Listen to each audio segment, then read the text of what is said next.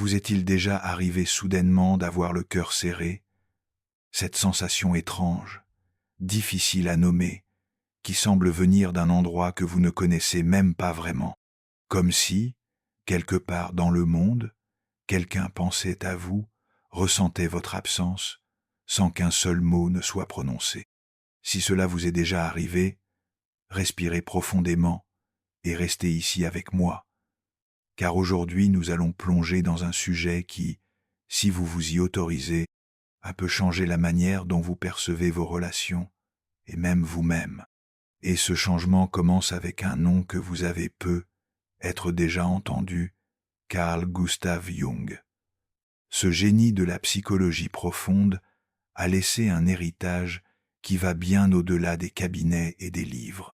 Il a laissé une clé qui ouvre la porte de l'âme. Imaginez maintenant que vous êtes seul dans le silence. Cela peut être dans votre salon, sur un banc de bus ou en regardant le ciel par la fenêtre. Soudainement, comme un déclic, le visage de quelqu'un apparaît dans votre esprit. Vous ne l'avez pas demandé. Vous ne pensiez pas à cette personne, mais elle est venue, comme tirée par un fil invisible. Est-ce seulement de la nostalgie, un simple souvenir? Jung dirait que non. Il appelait cela une synchronicité. Et bien que ce mot puisse paraître compliqué, son sens est simple. C'est lorsque l'univers communique avec vous par le biais de votre inconscient, comme un pont entre ce qui se passe dans votre poitrine et ce qui vibre à l'extérieur, dans le monde. Alors je vous demande sincèrement, que faites-vous lorsque vous ressentez ce genre de choses? L'ignorez-vous? Pensez-vous que c'est une bêtise? Ou bien vous arrêtez-vous pour écouter? Parce que Jung croyait que notre inconscient n'est pas une poubelle émotionnelle. Au contraire, il est un maître silencieux, un miroir fidèle de ce que nous ressentons, de ce que nous cachons, et souvent de ce que les autres ressentent aussi pour nous, même s'ils n'ont jamais le courage de le dire. Parfois, celui qui ressent votre absence ne vous envoie pas de message, ne vous appelle pas, ne poste pas d'allusion, il reste silencieux. Mais l'âme de cette personne ne reste pas muette. Elle émet des signes, elle vibre sur une fréquence que, si vous êtes attentif, vous captez. Non pas avec les oreilles, mais avec le cœur, avec la peau, avec l'intuition. Et c'est ici que commence la magie, ou plutôt la vérité que nous avons tendance à ignorer. Pour percevoir ces signes, il faut d'abord être connecté à soi-même, parce qu'il ne sert à rien de vouloir comprendre l'autre si vous ne comprenez pas ce qui se passe en vous. Combien de fois avez-vous senti que votre vie était en pilote automatique, que vous souriez aux autres, mais pleuriez à l'intérieur, que vous étiez dans une relation qui semblait parfaite à l'extérieur, mais qui vous laissait vide à l'intérieur? Pensez-vous encore à cette personne qui est partie de votre vie? Une personne qui ne vous appelle pas, ne vous cherche pas, mais qui apparaît dans vos rêves avec une fréquence inexplicable. Et dans ces moments de silence, lorsque le monde ralentit et que vous vous écoutez, cette présence revient, et revient avec force. Jung disait que l'inconscient parle un langage que l'on n'apprend pas dans les livres. Il parle par le biais de symboles, de sensations, de frissons, de soupirs, d'intuitions. Et ce langage, mon ami, est le plus vrai de tous. Et savez-vous ce qui est curieux? Ce n'est pas tout le monde qui ressent votre absence qui va l'admettre. Certaines personnes cachent ce qu'elles ressentent comme on cache un trésor, par peur, par orgueil, ou parce qu'elles ne comprennent même pas elles-mêmes. Mais cela ne signifie pas que leur énergie ne vous atteint pas. Jung croyait que l'inconscient de ces personnes envoie des signes, comme des ondes qui traversent les distances et touchent ceux qui sont à l'écoute. Avez-vous déjà vécu cela, vous sentir soudainement le cœur accéléré, sans raison, puis découvrir que quelque chose est réellement arrivé à cette personne que vous n'aviez pas vue depuis longtemps. Ce n'est pas de la magie, c'est une connexion. C'est votre psyché qui parle à celle de l'autre. C'est comme si vos âmes se connaissaient, même si vos corps sont éloignés. Maintenant, je vous propose une pause, un exercice simple, mais puissant. Fermez les yeux un instant, ou si vous ne pouvez pas maintenant imaginer simplement, pensez à quelqu'un qui visite souvent votre esprit. Qui est cette personne? Un ex qui n'est jamais vraiment sorti complètement de votre cœur, un ami qui s'est éloigné sans explication, quelqu'un que vous aimez, mais qui semble avoir disparu de votre vie. Gardez cette image, sentez cette présence, parce qu'avec l'aide des idées de Jung, nous allons commencer à déchiffrer cette énigme, pas superficiellement, mais en plongeant profondément, parce que c'est la seule façon de comprendre les signes, et plus encore de se comprendre soi-même. Jung disait que la relation la plus importante de votre vie n'est pas avec l'autre, c'est avec vous-même. Si vous ne vous écoutez pas, si vous ignorez ce que votre âme murmure quand quelque chose ne va pas, comment pouvez-vous capter les murmures de l'âme d'autrui? C'est comme une antenne. Si elle est pleine d'interférences, pleine de peur, pleine d'insécurité, elle ne captera rien. Mais si vous vous purifiez, si vous vous autorisez à écouter, à aimer, à vous respecter, cette antenne commence à s'accorder. Et c'est là que les signes arrivent clairement. Et voici une vérité qui peut être inconfortable, mais essentielle. Si vous voulez savoir si quelqu'un ressent votre absence, demandez-vous d'abord comment est-ce que je me sens par rapport à cette personne. Est-ce que je tiens encore à elle? Est-ce que je porte encore quelque chose d'elle en moi? Parce que Jung disait que les émotions ne sont pas des hasards. Elles font partie d'un dialogue constant entre votre conscient et votre inconscient, et parfois entre votre inconscient et celui de l'autre. Si vous ressentez une nostalgie, un manque, un désir de retrouvailles, peut être que ce n'est pas seulement vous. Peut être que c'est aussi elle ou lui. Comme si vous rêviez tous, les deux la même chose, sans le savoir. Et avant que vous ne pensiez que c'est des bêtises, laissez-moi vous ouvrir mon cœur, vous raconter quelque chose de personnel. Moi aussi, je me suis déjà posé ces questions. Moi aussi, je me suis retrouvé seul, essayant d'aller de l'avant, mais ressentant la présence de quelqu'un qui, théoriquement, n'était plus dans ma vie. C'était comme si mon cœur savait quelque chose que mon esprit ne voulait pas encore accepter. Et c'est grâce aux études de Jung que j'ai compris. Je n'étais pas fou, j'étais connecté. Et quand, quelque temps plus tard, cette personne m'a cherché et m'a dit qu'elle pensait aussi à moi, qu'elle ressentait aussi mon absence, tout a pris sens. Vous êtes-vous déjà senti comme ça? Avez-vous déjà eu l'impression que quelqu'un était proche alors qu'il était loin? Vous êtes-vous déjà réveillé avec la sensation d'avoir été avec quelqu'un en rêve, même si cette personne est absente de votre vie depuis longtemps? Eh bien, Jung disait que les rêves sont le portail le plus direct vers l'inconscient. Ce ne sont pas que des histoires folles que le cerveau invente. Ce sont des messages symboliques, des signes. Et quand quelqu'un ressent votre absence, cette énergie peut traverser les plans et se manifester dans votre rêve. Pas littéralement comme un esprit vous visitant, mais comme un écho émotionnel, comme une vibration que votre âme traduit en images et sensations. Alors, la prochaine fois que vous rêvez de quelqu'un et que vous vous réveillez le cœur serré, ne rejetez pas cela. Notez-le, réfléchissez. Demandez-vous, que ce rêve essaie-t-il de me montrer? Et ce n'est pas seulement dans les rêves que les signes apparaissent. Parfois, ils viennent dans la vie réelle, quand vous êtes éveillé.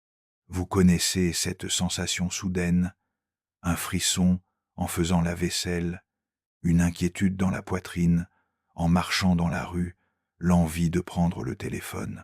pour voir si cette personne est apparue. Ce n'est pas juste de la nostalgie, cela peut être de l'intuition, cela peut être votre âme qui capte ce que l'autre vibre. Jung disait que l'intuition est l'une des formes les plus puissantes de connaissance. C'est l'inconscient qui crie quand l'esprit rationnel se tait. Alors, faites attention à ces moments. Ils peuvent être la manière la plus sincère que l'univers a de te montrer que quelqu'un, quelque part, pense encore à toi. Mais ce n'est pas tout. Il y a un autre concept de Jung qui peut tout changer, la projection. Il disait que souvent, ce que nous ressentons pour les autres est en réalité un reflet de ce qui est en nous. Si tu as le manque de quelqu'un, si tu penses sans cesse à cette personne, c'est peu être parce qu'il y a quelque chose en toi qui doit encore être compris, accueilli, guéri, ou peut être parce que cette personne, sans même le savoir, ressent la même chose. Et maintenant, je te laisse avec cette réflexion. Que tente de te dire ton âme? Et si je te disais que cette sensation à l'intérieur, ce serrement silencieux qui revient malgré toi, n'est pas là par hasard? Et si, en réalité, c'était une invitation, un appel de la vie, de ton âme, pour que tu écoutes enfin ce qu'elle essaie de te dire depuis si longtemps? Parce que, soyons honnêtes, combien de fois as-tu mis tes émotions de côté, essayant de paraître fort, rationnel, résolu? Combien de fois as-tu avalé tes larmes, caché ta nostalgie, ou même fait semblant d'oublier quelqu'un qui, au fond, n'a jamais quitté ton cœur? Carl Jung disait que ce que nous ignorons en nous ne disparaît pas, il se cache juste. Et ce refuge est dangereux car il s'accumule, pèse, jusqu'à ce qu'un jour il déborde, dans un rêve incompréhensible, un sentiment qui t'envahit, soudainement, un vide qu'aucun sourire ne peut combler. Maintenant, écoute-moi bien, reconnaître ces signes, s'ouvrir à écouter ton intuition et apprendre à lire le langage de l'inconscient n'est pas une faiblesse. Au contraire, c'est l'un des actes les plus puissants et libérateurs que tu peux faire pour toi-même. Car lorsque tu commences à t'écouter vraiment, tu commences à te guérir, tu cesses d'être l'otage du passé, des émotions refoulées, des « et si » qui te hantent la nuit, et tu deviens le héros de ta propre histoire. Tu te souviens de cet exercice que je t'ai demandé de faire? Cette personne qui est apparue dans ton esprit? Eh bien, la connexion entre vous peut être plus profonde que tu ne l'imagines. Ce n'est pas une question de tout idéaliser, ni de vivre d'illusions. C'est une question de ressentir avec vérité, d'avoir le courage d'affronter ce que ton âme sait déjà, mais que ton esprit hésite encore à accepter. Et peut être que tu te demandes, ok, et maintenant, que fais-je de tout ça? Tu agis, tu accueilles, tu ne fuis plus toi-même. Et si ce contenu a résonné en toi, si à un moment tu as senti que je parlais directement à ton cœur, qu'alors je veux t'inviter à faire le pas suivant avec moi. Ce n'est que le début d'un voyage de connaissance de soi, de guérison émotionnelle et de reconnexion avec ton essence. Et je veux marcher à tes côtés. Alors fais ceci maintenant.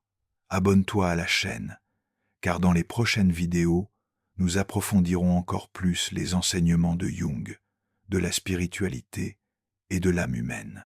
Like cette vidéo, car cela montre pour moi et pour l'univers que tu es prêt à te transformer. Et commente ici en dessous, je m'écoute, si tu sens que c'est le moment d'arrêter d'ignorer ce que tu ressens, de donner voix à ton intuition et de comprendre enfin ce que ton âme essaie de te montrer. Ton commentaire n'est pas juste un clic, c'est un engagement envers toi-même, vers ta guérison, vers ton éveil. Et je lis chacun d'eux, car cette conversation est entre nous, entre âmes qui se reconnaissent, et ne part pas encore. Ce qui vient ensuite va te surprendre.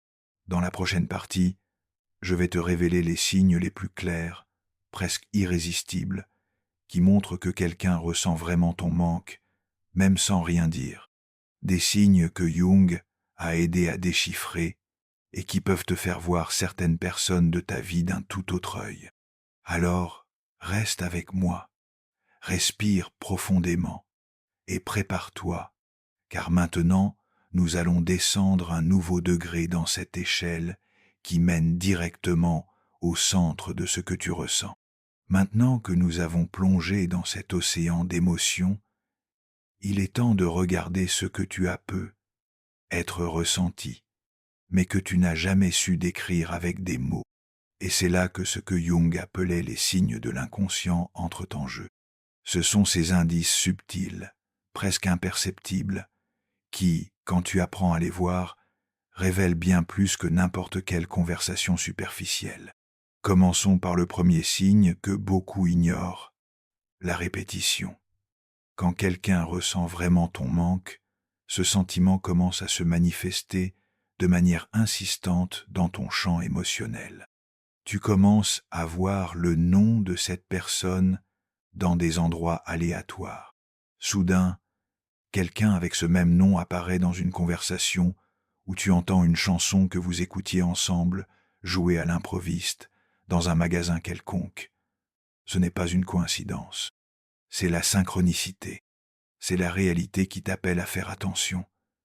C'est l'univers, comme Jung le dirait, qui murmure quelque chose que ton esprit rationnel n'a pas encore compris, mais que ton âme a déjà perçu. Et plus encore, as-tu déjà remarqué que certaines personnes apparaissent dans tes pensées toujours au même moment de la journée? Cela peut être au réveil, quand tu conduis, ou même juste avant de t'endormir. Cela arrive parce que l'inconscient fonctionne par cycle. Et quand quelqu'un vibre une vraie nostalgie, cette énergie peut traverser le temps, la logique, et te toucher quand ton esprit est plus vulnérable, plus ouvert. Un autre signe puissant que beaucoup de gens ignorent, ce sont les petits oublis de la mémoire. Comment ça? Je vous explique. Vous vivez votre vie normalement, vous occupez de vos obligations. Mais soudain, vous vous surprenez à faire quelque chose que vous faisiez avec cette personne. Cela peut être cuisiner un plat que vous aimiez, ou mettre un parfum qu'elle vous avait offert, sans même vous en rendre compte. Ce sont des gestes automatiques qui semblent insignifiants, mais qui portent une charge symbolique immense. C'est l'inconscient qui dit « Cela vit encore en toi ». Et là, entre un détail fascinant, Jung croyait que nos émotions refoulées, celles que nous pensons avoir oubliées, continuent à s'exprimer à travers le corps et les habitudes. Vous pouvez même essayer d'enterrer ce manque, mais il trouve toujours un moyen de remonter à la surface. Dans un rêve, une chanson, une sensation étrange en plein après-midi. Et c'est à ces moments-là que vous devez vous demander, est-ce juste de la nostalgie ou y a-t-il quelque chose de plus? Quand quelqu'un ressent votre manque, cela s'accompagne souvent d'une sensation de déséquilibre, pas seulement pour lui, mais aussi pour vous. C'est comme s'il existait un lien énergétique qui n'a pas encore été défait. Et même si vous êtes éloigné physiquement, quelque chose entre vous bat encore. Par exemple, vous vous réveillez au milieu de la nuit en pensant à cette personne, ou vous ressentez une oppression dans la poitrine sans raison, suivie de souvenirs que vous n'aviez pas évoqués depuis longtemps. C'est l'inconscient, encore une fois, qui tire votre conscience pour vous dire « Fais attention, il y a quelque chose ici ». Et si vous doutez encore, je veux que vous pensiez à ceci. Pourquoi parmi tant de personnes qui sont passées dans votre vie, c'est justement celle-ci qui revient sans cesse dans vos pensées? Que représente-t-elle? Qu'est-ce qui est? Restez inachevés. L'inconscient est maître pour répéter des schémas qui doivent être compris, guéris ou resignifiés. Il ne veut pas vous torturer avec des souvenirs. Il veut vous libérer. Mais pour cela, il faut avoir le courage d'écouter. Et maintenant, parlons de ce qui est peu, être le signe le plus direct et en même temps le plus facile à ignorer. Le changement dans votre champ émotionnel. Oui, parce que quand quelqu'un ressent votre manque avec intensité, cette émotion résonne. Et elle peut vous toucher avec une sensation d'anxiété, sans cause, une impulsion soudaine de vérifier d'anciens messages, une envie de dire quelque chose que vous ne savez pas expliquer. Tout cela peut sembler confus à première vue, mais quand on y prête attention, ça fait sens. C'est comme si l'inconscient de cette personne frappait à la porte du vôtre, cherchant une ouverture pour se manifester. Vous voyez ce jour où vous avez l'impression que quelque chose va arriver, comme si l'univers allait vous révéler un secret. Et bien souvent, c'est dans ces jours-là que les liens émotionnels se renforcent ou se révèlent, et vous n'aurez pas toujours une confirmation immédiate. Ça peut prendre des jours, des semaines, voire des mois. Mais si vous restez attentif, vous remarquerez qu'il existe une sorte de danse invisible entre ce que vous ressentez et ce que l'autre vibre. Maintenant, faites attention à un point important. Vous n'avez pas besoin de courir après quelqu'un pour confirmer cela. Ce que Jung nous enseigne, c'est que la vraie confirmation se fait à l'intérieur de vous. Quand vous vous taisez, observez, vous connectez à votre essence, vous commencez à ressentir plus clairement, et souvent, vous réalisez que ce manque qui vous frappe n'est pas seulement le vôtre, il est partagé, même silencieusement. Et ici, il faut insister sur quelque chose d'essentiel. Il ne s'agit pas de rester prisonnier du passé, ni de vivre pour quelqu'un. Ce n'est pas nourrir des illusions, mais reconnaître les connexions réelles, celles qui ont encore quelque chose à enseigner. Parce qu'au fond, tout cela est une question de guérison. C'est comprendre que parfois, l'univers place des personnes dans notre vie, non pas pour rester à jamais, mais pour activer quelque chose en nous, quelque chose qui dormait, quelque chose qui devait s'éveiller. Et oui, quand cette personne ressent votre manque, même si elle ne dit rien, l'impact est réel. Et si vous ressentez maintenant, en ce moment, une chaleur dans la poitrine, un nœud dans la gorge, ou cette envie de pleurer que vous n'arrivez pas à expliquer, ne fuyez pas. Permettez-vous de ressentir, permettez-vous de vous souvenir, parce que c'est seulement en ressentant qu'on commence à comprendre. Mais calme, car tout cela n'est que le début. Il y a encore beaucoup à explorer. Jung disait que l'inconscient est comme une forêt dense, et plus vous avancez, plus vous découvrez des chemins que vous n'imaginiez pas. Et c'est ce que nous allons faire ensemble. Continuez ce chemin vers l'intérieur de vous, de vos liens, de vos vérités. Et maintenant, en avançant vers la fin de ce voyage que nous avons commencé ensemble, je veux vous inviter à faire quelque chose que vous n'avez être jamais fait sérieusement. Regardez avec tendresse les détails que vous ignoriez auparavant, parce que l'âme parle dans le silence. Elle se manifeste dans les petits gestes, dans les absences qui font mal, dans les souvenirs qui persistent, même quand tout semble passer. Et c'est dans ces espaces, entre ce qui a été et ce qui aurait pu être, que la vérité habite. Carl Jung croyait que rien n'arrive par hasard, que chaque émotion, chaque souvenir, chaque frisson à contretemps porte en lui un message profond. Si quelqu'un ressent votre manque, si cette énergie vibre encore entre vous, elle va se révéler, pas en paroles directes, mais en gestes subtils.